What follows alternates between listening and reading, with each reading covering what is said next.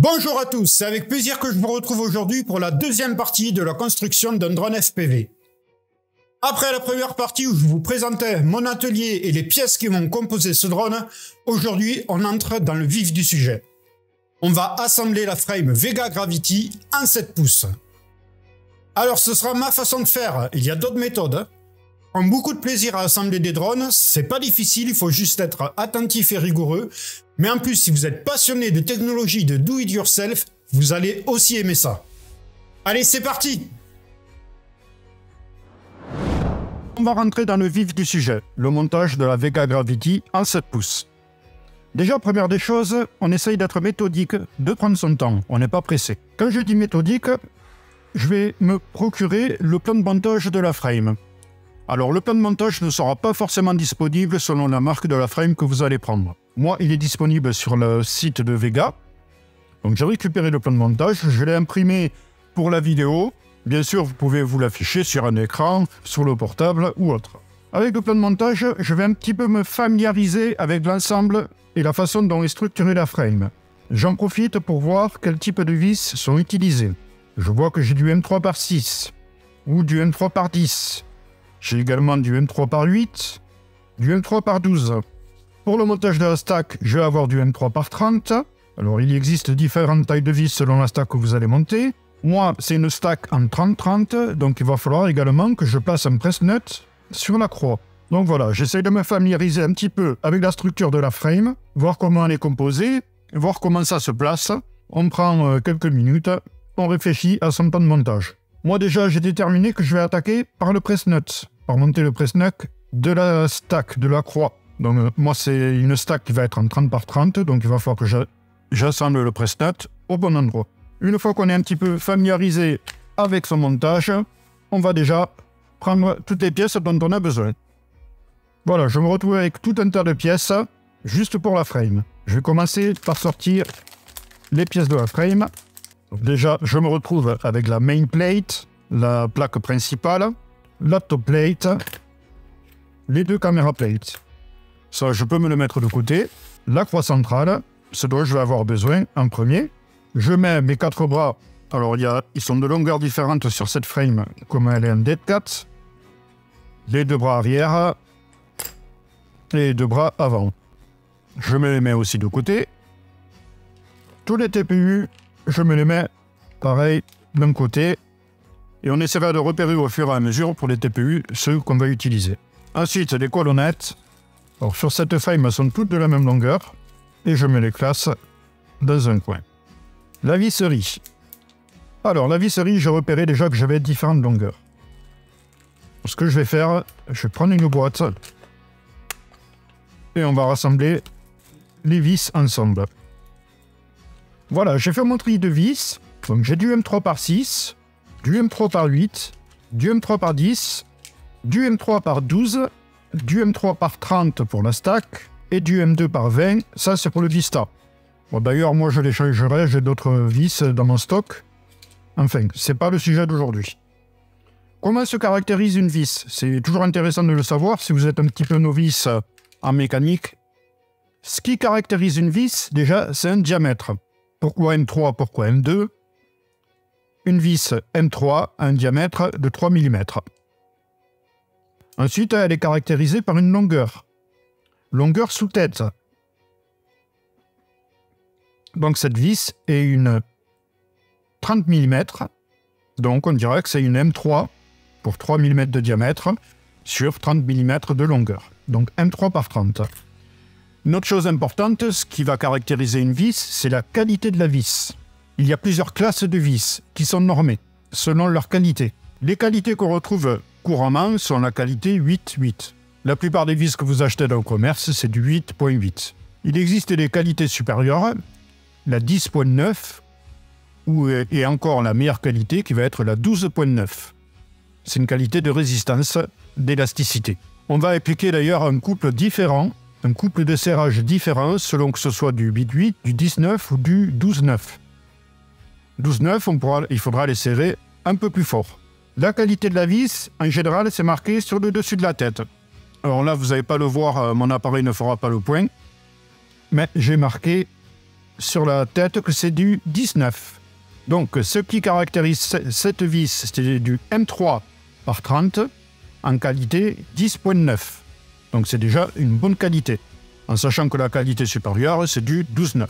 Il existe des tableaux où vous avez récapitulé à la fois les qualités des vis et le couple de serrage à appliquer selon les qualités de vis. À savoir que quand on serre une vis, on ne serre pas comme un bourrin. On essaye de respecter un couple de serrage qui va correspondre selon la qualité de la vis et les capacités d'élasticité de la vis. Ce qui fait le serrage d'une vis, c'est pas le fait de serrer comme un bourrin.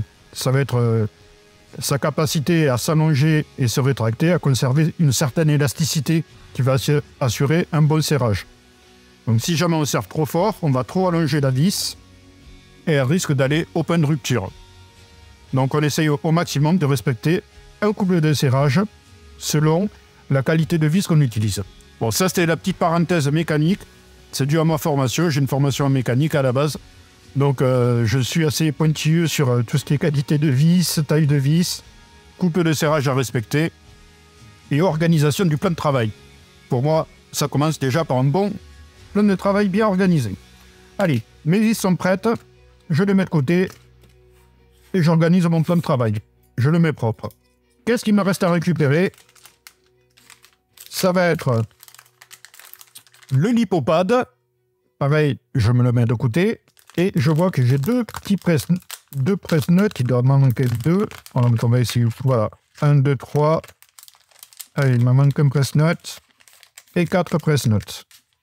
Donc ça, ce sera pour la partie électronique. Donc c'est pas pour cette vidéo. Voilà, j'ai les presse-notes que je vais devoir monter. En M3. Je récupère ma croix centrale. Et je vois que sur ma stack, en 30 par 30, les presse-notes iront sur ce trou. Donc si j'avais une stack en M par 20, il faudrait que je mette le presse-note sur ce trou. Alors le presse-note, on va le monter de façon à ce qu'il arrive en contact avec la frame, enfin avec le carbone. Le but c'est d'arriver en contact, pas de l'enfoncer dans le carbone à détruire le carbone. C'est les presse-notes à M3, je me procurerai une vis M3 ainsi que des rondelles pour pouvoir monter le presse-note.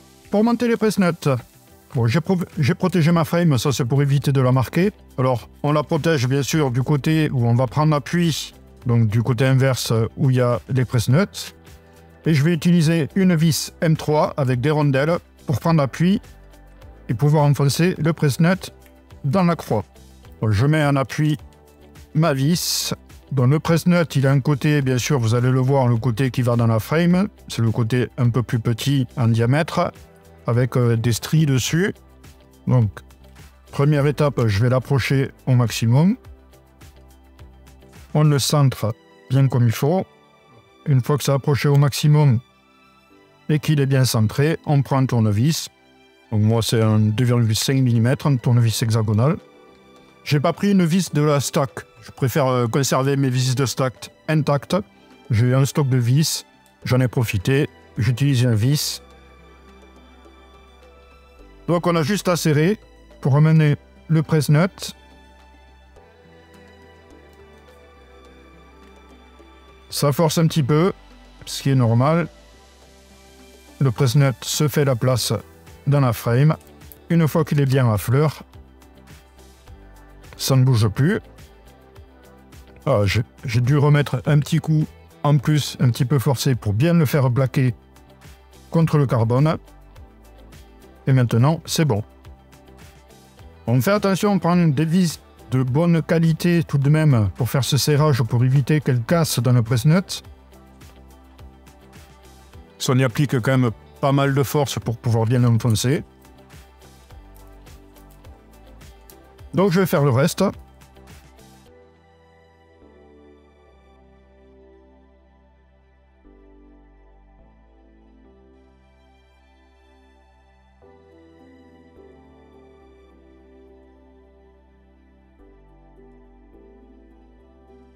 Voilà, j'ai terminé le montage des presse-notes. Ils arrivent bien à fleur de la stack, enfin de la croix centrale du carbone. Ils sont tous bien à fleur du carbone. Ils sont au bon endroit. J'ai enlevé le scotch. On voit qu'il n'y a pas de marque. C'est parfait. On regarde de l'autre côté si tout est bien et c'est nickel. Donc un petit coup de nettoyage. Hop.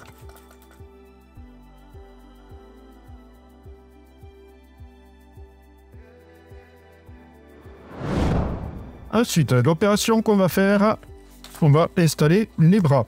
Donc, qu'est-ce qui me parlerait le mieux au niveau du plan? Pour les bras, je vais avoir il va me falloir du M3 par 12. Donc, on va prendre la main plate. Donc, celle-ci. Il y a un côté chanfreiné et un autre côté qui n'est pas chanfreiné. Le côté chanfreiné, c'est le côté extérieur de la frame. Les bras vont aller à l'intérieur. Alors, je prépositionne mes bras. Les bras avant sont plus courts que les bras arrière. Donc ça, c'est un bras avant. Alors, on met le bras dans le bon sens pour avoir l'écartement qu'il nous faut. Dans ce sens, ça n'allait pas, ça me resserrait énormément les bras. Alors que justement, c'est une dead cat avec les bras très en arrière. Donc, les bras comme ça. Et un comme ça. Alors d'ailleurs, pour voir le sens, vous voyez que sur la frame, il y a des petites arêtes. Des petites arêtes à ce niveau. Ces arêtes, elles vont contre les colonnettes pour rigidifier l'ensemble de la frame. Donc, ça permet de repérer comme ça le bon sens de montage. Voilà. Donc les bras iront comme ça. Bon, je vais avoir 4 vis qui vont aller à ces endroits, et une au centre, et c'est du M3 par 12. Donc 5 vis en tout, du M3 par 12. Je récupère 5 vis M3 par 12.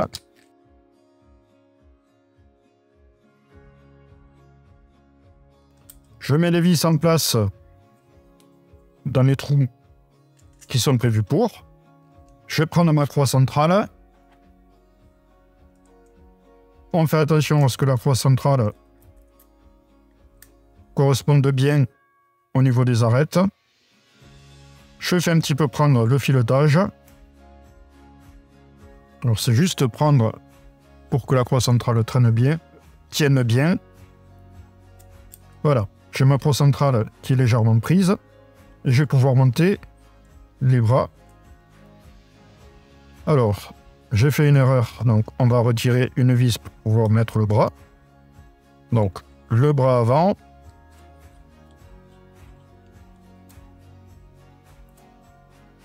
Pour maximiser la rigidité, les vis sont montées assez serrées. Donc, j'ai mis la première vis dans le bras avant. Au niveau vis, ça va être du combien? Ok, on est sur du 2 mm. Je la fais prendre dans le press-nut sans serrer. Je fais juste prendre pour l'instant et j'approche mes deux plaques ensemble. Je ne serre pas à fond, ça ne sert à rien. Au contraire, pour se faciliter le placement. Sur le bout des bras, il y a des petits chanfreins qui vont se prendre dans la vis qui va au milieu. Donc on essaye de bien orienter comme il faut pour que le bras soit en place. Voilà. Je fais même opération pour le premier bras arrière. Donc je retire ma vis. Je mets mon bras arrière en place. Je vais bien chercher à le faire correspondre avec la gorge du fond et qui se plaque bien contre l'autre bras. Je place ma vis. Voilà. Et je la fais un petit peu prendre. Ok. Voilà. Juste qu'elle soit à fleur de la plaque. Qu'il n'y ait pas trop de jeu, mais qu'il y ait suffisamment de jeu pour pouvoir travailler sur la frame. On fait l'autre bras arrière.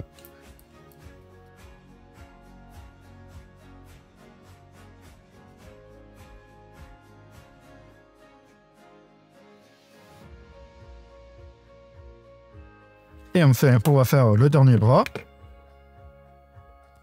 Alors, même opération, fais attention au placement et sens du bras. La collerette. Hop. Je vérifie bien que la gorge va bien au fond. Je redesserre légèrement pour pouvoir donner suffisamment de jeu pour pouvoir enfoncer comme il faut ma vis de 12. Voilà. Comme c'est monté serré, tous les ajustements sont très précis. Donc il ne faut pas hésiter au début à laisser pas mal de jeu pour pouvoir tout monter comme il faut. Voilà. Donc mon quatrième bras est monté. Je vais rapprocher un peu plus les vis. Dans l'idéal, on serre en croix.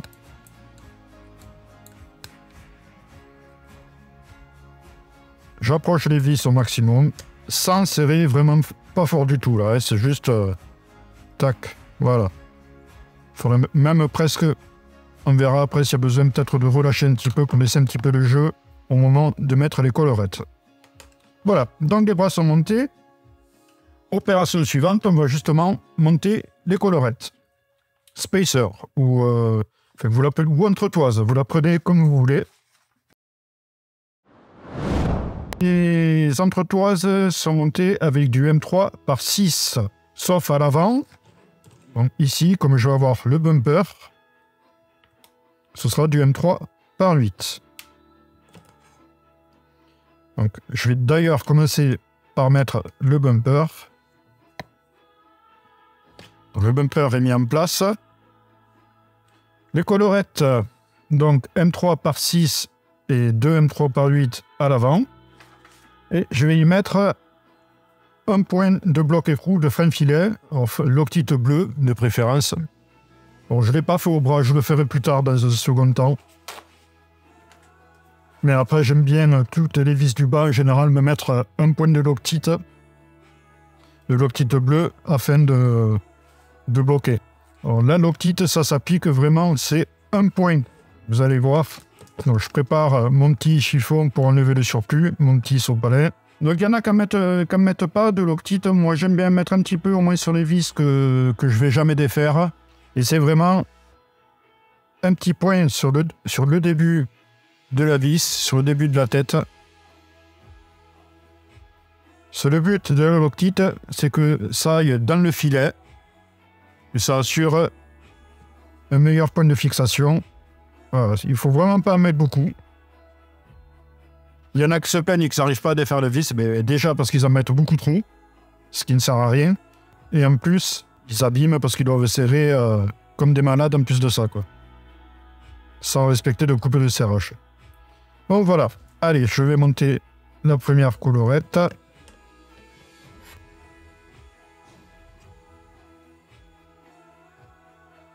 Pareil, je la serre. Pas excessivement, on fera le serrage définitif plus tard. On va faire pareil pour les autres. Donc je vais vous accélérer tout ça.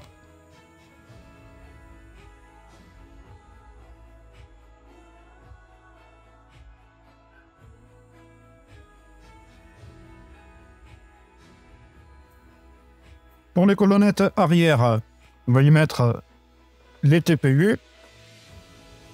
Alors là, c'est pour vraiment la vidéo. Après, bien sûr, je les redémonterai pour y passer l'électronique. Donc, on met le premier TPU. Ils sont sacrément serrés. Hop. On le met bien à fleur. Donc ça, c'est le support GPS et immortalité.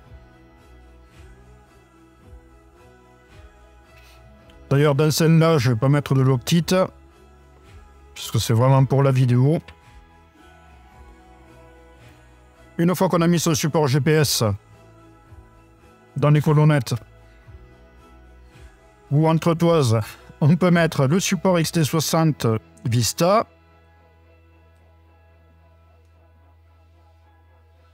On fait attention au sens de montage. Voilà. Bon, je prends deux vis M3 par 6.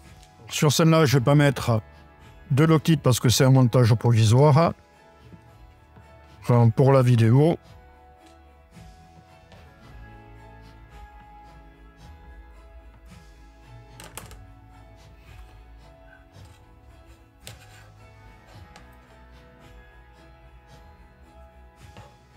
Donc, une fois que les colonnettes sont serrées, on met bien en place, on finit de mettre bien en place le TPU. Là, il faut que ça arrive bien en ras. Ok.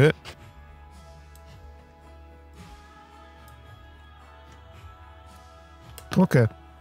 Pour l'avant, donc ça va être du M3 par 8. Deux vis de M3 par 8. Si vous n'avez pas le bumper avant, c'est du M3 par 6. Et si vous avez le bumper avant, c'est du M3 par 8.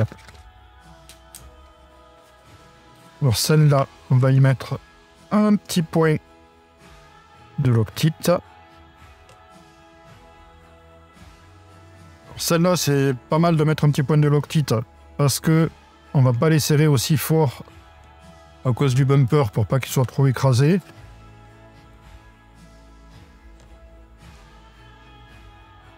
Voilà. La seconde. Je l'amène à fleur du carbone. Et ensuite, je mets ma colonnette. On fait attention que ça prenne bien dans les filets. On force pas. Si on voit que ça part de travers ou quoi, on évite de bousiller le filetage. Donc là, je sais que ça a bien pris. Je peux serrer. Tac. Et voilà. Donc, les colonnettes avant, c'est bon. Il me reste ces deux colonnettes qui vont ici, qui vont assurer la rigidité de la frame et des bras. Là, c'est M3 par 6.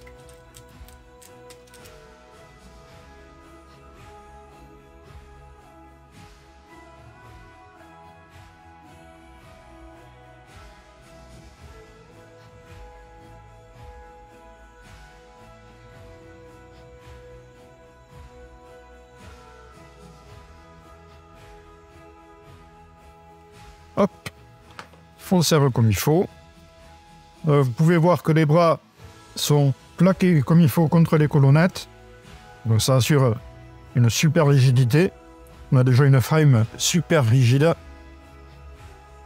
Je vous assure que là, ça ne va pas bouger comme ça. Donc vraiment, on voit la qualité de fabrication. Je passe un petit coup de nettoyage pour enlever les éventuelles traces de l'optique.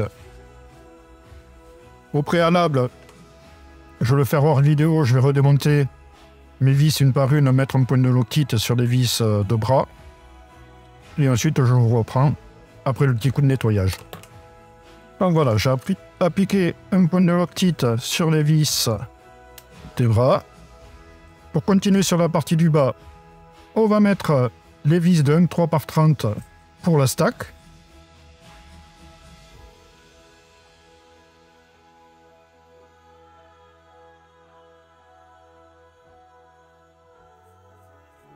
Oui, j'ai fait mon serrage définitif un peu trop tôt, il a fallu que je redesserre légèrement les vis des bras pour donner un petit peu de jeu et pouvoir mettre bien en place mes vis de stack qui participent également à la rigidité du châssis. Voilà, les vis de stack en place, je peux enfin serrer comme il faut toute la partie du bas.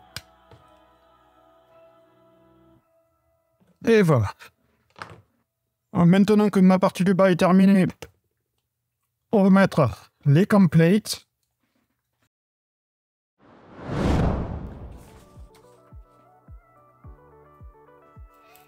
Alors, pour le sens, les petites aérations vont vers l'arrière. Et elles vont dans ce sens. Donc, une comme ça. Tac. Et l'autre comme ça. Alors j'essaye de voir par rapport aux photos, comme c'est positionné. Donc c'est bien ça. Hop. Voilà. Une là. Donc on a juste à les mettre dans les ergots. Hein. Il y a des petits ergots qui sont prévus pour. On s'assure, on fait attention au sens de montage. Et on peut installer la top plate. Avant d'installer la top plate, je vais y mettre le support GoPro en TPU. Parce qu'il se glisse à l'intérieur. Enfin, c'est plutôt la top plate qui se glisse à l'intérieur. Donc, hop, on la met bien embutée. Ok. Ensuite, il faut bien faire prendre les plaques de la caméra. Alors,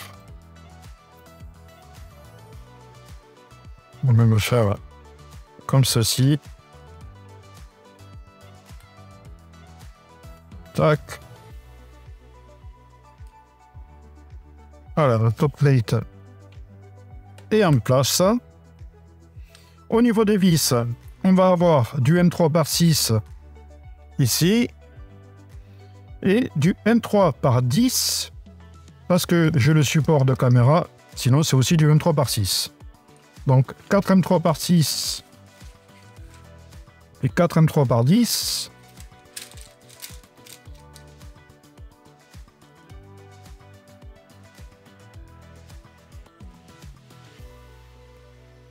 Donc M3/6, M3/6.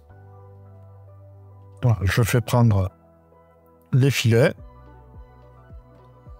Je me rapproche un petit peu les vis, mais je ne les serre pas là pour l'instant. C'est juste, je me les rapproche délicatement. Alors, je les fais prendre dans le filet.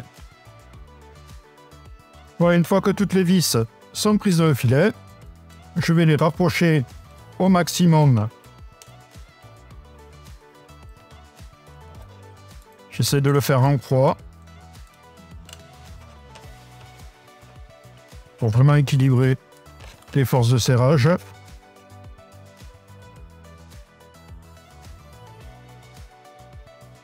Et voilà. Ensuite, on pourra serrer un peu plus fort les 4 vis à l'arrière. Celle-ci, on fait un peu plus attention pour pas trop écraser le TPU. Et la frame est montée. Elle est hyper rigide. La qualité est magnifique, très bon ajustement. Ok, on va placer le lipopad. Alors, le lipopad doit venir comme ceci. Tac, en laissant le logo bien apparent. Un petit coup d'alcool pour dégraisser la frame.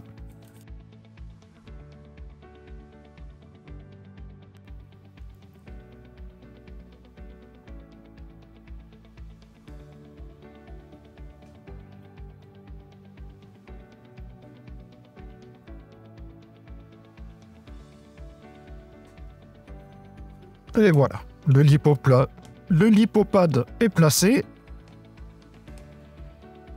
On va regarder le poids de la frame. Alors avec quelques TPU. On avait donné pour près de 140 grammes, mais je n'ai plus en tête.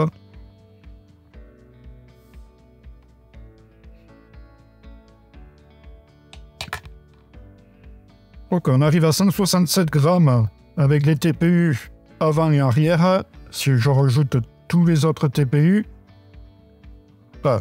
190 grammes pile poil à 192 et 192 grammes avec tous les TPU. Bon, ça rajoute pas mal de poids quand même, on est d'accord. Et bon, il y en a qui sont indispensables. De toute façon, ça va être un 7 pouces.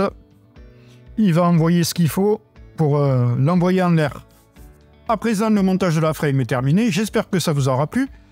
Ce qu'il y a à retenir principalement, c'est qu'il faut être méthodique. On essaie de se procurer les plans s'ils sont disponibles, de bien repérer ses vis, bien repérer le sens de montage. Et ensuite, c'est juste être propre quand on insère les vis, bien attraper le filet pour ne pas les abîmer, faire attention au montage des press nuts, ça doit être la partie la plus délicate. Donc on n'hésite pas à bien protéger sa croix ou sa frame selon là où on monte les press nuts. Le tout, c'est d'être attentif, méthodique et propre. On essaie d'avoir un espace de travail dégagé pour éviter de perdre des vis. L'idéal, c'est de mettre ces vis dans une petite boîte pour les classer. Voilà, j'ai essayé de vous donner mes petits trucs de montage, c'est ma façon de faire. Moi, je prends mon temps, je ne suis pas pressé. Sûrement que vous verrez d'autres façons de faire. Il n'y a pas de meilleur qu'un autre, chacun sa méthode. Moi, je vous ai donné ma méthode. Certains n'appliquent pas de Loctite. Moi, Perso, j'en applique surtout sur tout ce qui est serrage du bas. C'est des serrages qui sont plus ou moins définitifs, on va dire. Celles que je suis amené à desserrer le moins souvent. Et le fait de mettre un petit point de loctite, c'est vraiment un petit point. Ça permet d'éviter les desserrages et on est plus serein sur le contrôle de sa frame. Prochaine vidéo, gros morceau, on s'attaque à l'électronique. Elle va sûrement être très longue parce qu'on va faire le montage, les soudures, quelques petites explications en même temps. Donc c'est pour ça que je voulais faire plusieurs chapitres tranquillement. Chapitre de présentation, chapitre de montage de la frame. Ensuite, on fait l'électronique. Et je pense que le tout dernier chapitre, ce sera la programmation de base, mise à jour sur Betaflight, BLLI32, etc.